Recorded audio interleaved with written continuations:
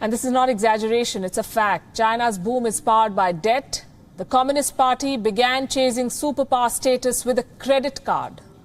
And the world knows, when you buy something with a credit card, you're spending money that you don't really have. One day you will have to return all of it. The Communist Party has set ambitious targets for itself. It wants to dominate this century and this world. It wants to be the ultimate superpower by dethroning America. Its mission is one that requires cash, and a lot of it. Does China have the money to keep chasing this superpower dream? The simple answer is no. China is running out of cash, and there are three telltale signs. Number one, tax revenues. The growth has dropped. In 2018, tax revenues grew by 6.2%. In 2019, less than 4%. Sign number two, China's budget deficit. It's growing.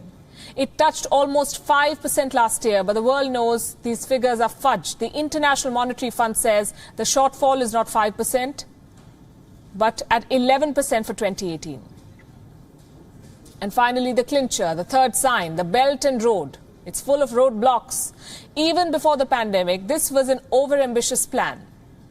In 2016, China gave 46 loans worth more than $1 billion in all. All of this went for overseas investment projects outside China. In 2018, China funded only 28 projects. And now, due to the Wuhan virus, most projects have been delayed. The loans are not being repaid. There are demands for debt relief. Some countries have even shelved these BRI projects. Belt and Road is Xi Jinping's dream. It's turning into a nightmare, the highway to his downfall. And the reason is simple. It costs way too much.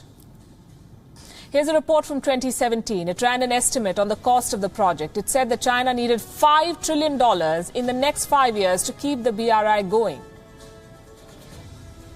Basically, the BRI's 5-year budget from 2017 to 2022 is $5 trillion. 1 trillion has 12 zeros. It's a lot of money. Where is this money coming from? The Chinese state and its subsidiaries have lent $1.5 trillion to 150 countries. These are direct loans.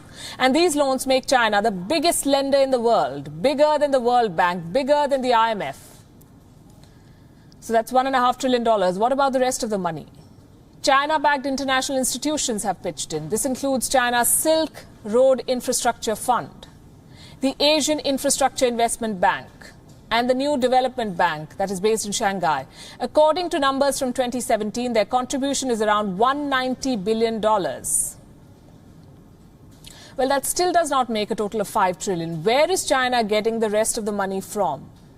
Unfortunately, there are no answers. China, you see, is synonymous with secrecy and cover-ups.